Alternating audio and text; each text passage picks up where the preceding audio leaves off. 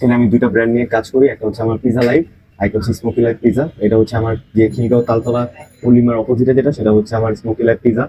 আর আমার first journey শুরু হয় হলো আপনার পরিবার থেকে, পিজা লাইভ, এটা 2017 থেকে। তো এটা আমরা বাংলাদেশে ফার্স্ট আর কি উডফায়ার পিজা যেটা লঞ্চ হয়, মানে পরিবার থেকেই শুরু হয় আমাদের এই জার্নিটা 2017-তে। তো আমার এক বড় ভাই আছে, সে মেনলি ইতালিতেই থাকতো। ওখান থেকে বেসিক্যালি সেই কনসেপ্টটা দেখে এসে তারপর আমরা ওই জায়গা থেকে আড্ডা দিতে দিতে তখন শুরু করি যে আমাদের যে এরকম উড ফায়ার পিজা আছে, যে ইতালিয়ান যে কনসেপ্ট, ওই কনসেপ্টের উপরে বেস করে, কারণ এখান থেকে সে ট্রেন্ড হয়ে আসছিল, আসার পরে এখানে শুরু করা হয় আর কি।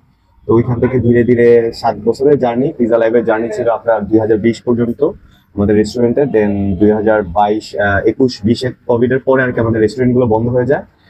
আর 2021-এ শুধু পরিবারই ছিল, 22-23 পর্যন্ত। এখন 24-এ আসার পরে দেন এখানে স্মোকি লাইভ পিজার জার্নি শুরু হয়ে যায়।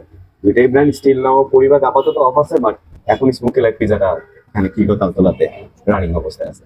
তো বেসিক্যালি আমার পুরো উড ফায়ার পিজাটা হলো ইতালিয়ান যে কনসেপ্টটা, ঠিক পিজা থেকে শুরু হয়। এখানে আমরা অথেন্টিক পিজা সস থেকে শুরু করে যাবতীয় যা আছে সব ইতালিয়ান যে ফিউশন স্টাইলটা, ওই স্টাইলটাই ফলো করা, মানে ফলো করে থাকে আর কি। মানে 100% প্রপারলি হয় না বাংলা, কারণ ওই টাইপের আমাদের বাংলাদেশিরা অত ভাবে তার উপরে আমাদের আর একটু কিছু মডিফাই আছে আর কি, মডিফাই করে আমাদের পিজাটা সার্ভ করা হয়। আমার ইন টোটাল আমার মেনুতে 23টা টাইপের, মানে 23 টাইপস পিজা হয়। তো নর্মাল যেটা হচ্ছে হলো চিকেন, বিফ, পেপারনি, তারপর হচ্ছে হইলো আপনার সসেস, তারপর হচ্ছে হইলো আপনার তান্দুরি চিকেন, রেশমি চিকেন, তারপর হচ্ছে হইলো আপনার মিট বল, এগুলোর উপর বেসিস করে মানে আমরা কয়েকটা টাইপের আর কি পিজা করে থাকি আর কি। তো বারবিকিউ ফ্লেভারও আছে, তো এগুলো আমার সবগুলো মোটামুটি আলহামদুলিল্লাহ রানি, পিজাগুলো রানি। মানে আপাতত ফুডের সাথে আমরা সংযুক্ত আছি।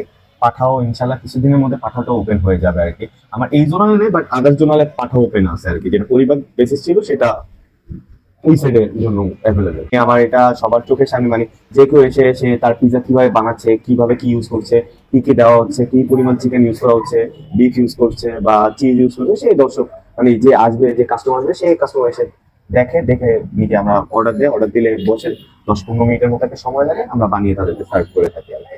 আর এটা সবাই দেখে দেখে, এটার জন্য আর কি লাইভ পিজা বলা হয়ে থাকে। এটা স্মোকি ফ্লেভার থাকে, এটা উড ফায়ারের জন্য, এই জন্য এটা একটা স্মোকি ফ্লেভার থাকে পিজার মধ্যে, এই জন্য আর কি এই কনসেপ্ট থেকে স্মোকি লাইভ পিজা। আগেও 2-3 বার আসছি, ভালো লাগছে, এর জন্য এটা আসছিলাম। চাটটা ভালোই ছিল, আগে অনেকবারই খাওয়া হয়েছে, ভালো লাগছে।